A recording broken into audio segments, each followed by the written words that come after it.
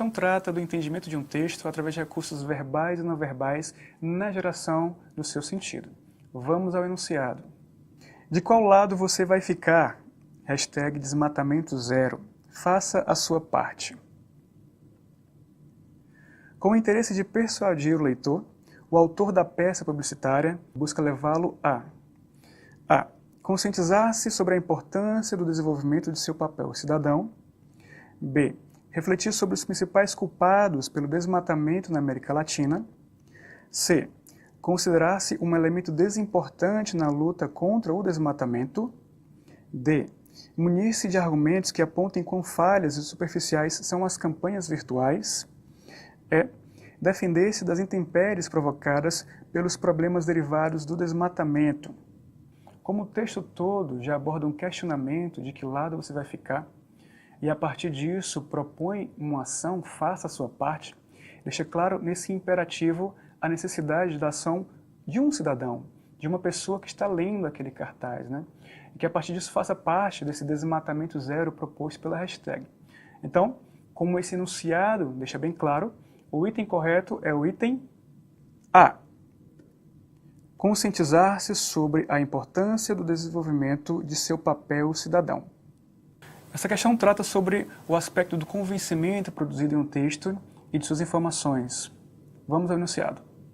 Seja um doador voluntário de medula óssea. Doe medula, doe vida. A cura pode estar em você. Como se tornar um doador? Ter entre 18 e 54 anos, estar em bom estado geral de saúde e comparecer ao local de cadastro portando um documento com foto, RG ou CNH. Preencher um formulário com informações pessoais. Coletar uma pequena quantidade de sangue, 5 a 10 ml, para a realização de testes para identificar suas características genéticas. Seus dados serão incluídos no Registro Nacional de Doadores de Medula Óssea, onde serão cruzados com os pacientes que precisam de transplante. Se a compatibilidade for confirmada, você será consultado para confirmar a doação e seu estado de saúde atual será avaliado. Para o doador, a doação será apenas um incômodo passageiro. Para o doente, será a diferença entre a vida e a morte.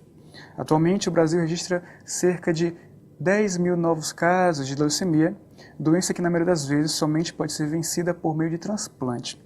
Para mais informações, procure o Hemocentro mais próximo ou acesse hemocentro.rs.gov.br.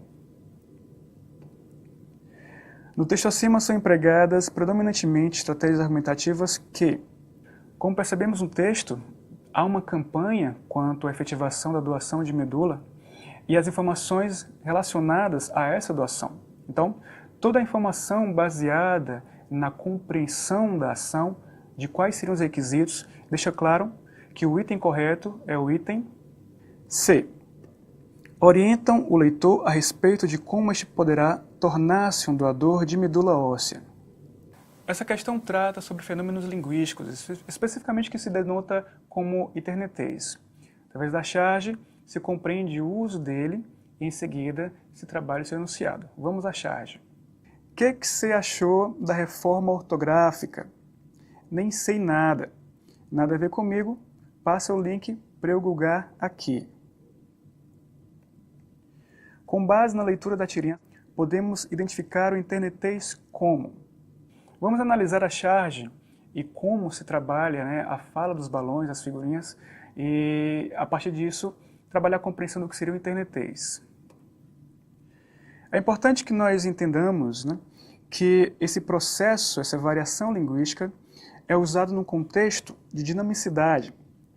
Isso deixa claro a abreviação, o uso de abreviações, no que se achou, né?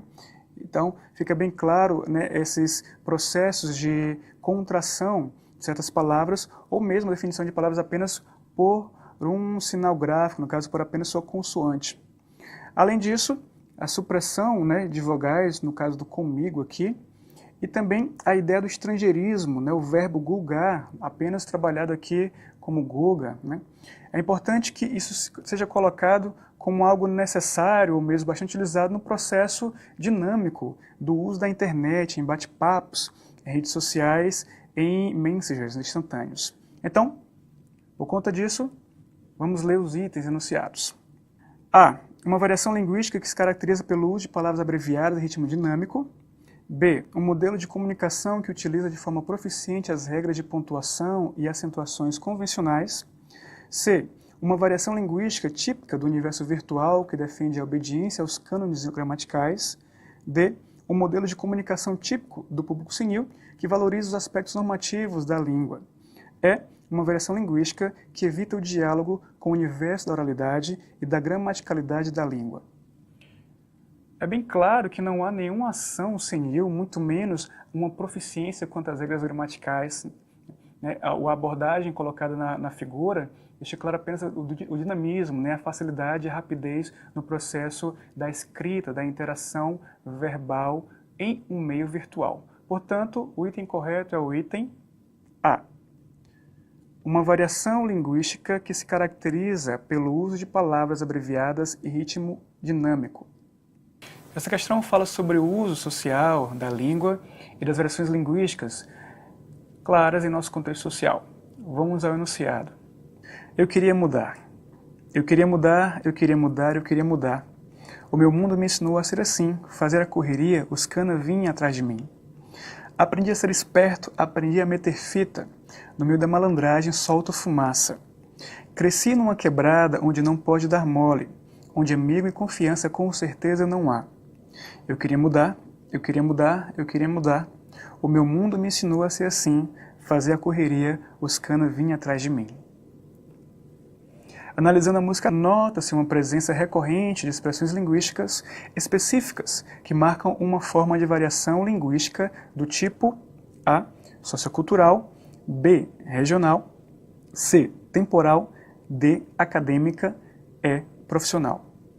Para entendermos qual variação linguística utilizada no texto, é importante que nós possamos analisar também alguns enunciados e algumas frases contidas nessa estrofe. Vamos à análise desse texto. É importante lembrarmos que o uso de algumas expressões orais são bastante comuns, como, no caso, aprendi a meter fita, né? Além disso, não pode dar mole e fazer a correria, bem como os cana. Esse tipo de expressão deixa claro que há toda uma variação voltada para um contexto sociocultural específico, né? Utilizado por grupos sociais também específicos nesse contexto. Portanto, o item correto é o item A. Variação linguística do tipo sociocultural. Essa questão vai desenvolver uma abordagem acerca de gêneros textuais, bem como sua estrutura, sua situação iniciativa e a linguagem utilizada na produção do seu texto. Vamos ao enunciado. Alguém para amar. Lembranças espessas de uma infância curiosa, das descobertas sexuais na adolescência, da maternidade e finalmente da velhice, se reúnem no novo romance de Alice McDermott. A obra conta a história de uma mulher admirável. Marie Comerford observa uma Nova York pré-depressão da varanda de sua casa no Brooklyn e relembra momentos marcantes de sua vida, como sua primeira desilusão amorosa e o trabalho com um anjo consolador de uma funerária. O breve e delicado período em que seu irmão se dedicou ao sacerdócio, seu casamento feliz e o nascimento dos filhos. A obra acaba por compor um retrato universal de diferentes mulheres em diferentes épocas. O texto apresentado é uma sinopse. Trata-se de um relato breve com uma visão geral, um golpe de vista lançado sobre um determinado objeto. Em alguns casos, funciona como um convite a uma obra de arte ou objeto cultural, como livro, disco ou filme. No texto em questão, tal convite se dá por meio do uso de uma linguagem. Podemos perceber que, durante toda a sinopse observada, uma linguagem formal, baseada no uso da norma padrão da língua portuguesa, uma vez que não há um depreendimento a um público específico, né? O público é bem amplo, é bem geral. E se deixa bem claro qual a informatividade quanto à narrativa, quanto à história, quanto a toda a informação que pode causar interesse ao leitor quanto àquela obra. Portanto, na compreensão dessa linguagem, o item correto é o item C. Formal, com adequadas palavras e construções sintáticas. Essa questão trata dos gêneros textuais em meio virtual. Vamos ao seu enunciado. Novos gêneros textuais no espaço virtual. Um fato interessante a registrar é que o mundo digital vem recriando um grande acervo de gêneros textuais, numa profusão que muitas vezes não permite ainda definições completas. Contudo, alguns princípios universais aos textos podem ser destacados. Os gêneros textuais, mesmo digitais, continuam a ser definidos a partir de certos elementos fixos. Em decorrência do exposto anteriormente, a questão do formato, ou seja, da silhueta do texto, é comumente marca distintiva. Pensemos no exemplo do e-mail, que mantém as marcas de silhueta da carta tradicional da despedida e da identificação do remetente. É ilusório tomar o espaço virtual por informal. Como em todo o resto, há níveis distintos de formalidade e informalidade em seu meio.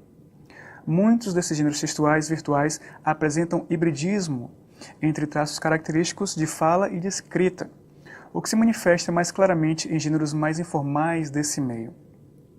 Esse último apontamento não é, em verdade, privativo do mundo virtual.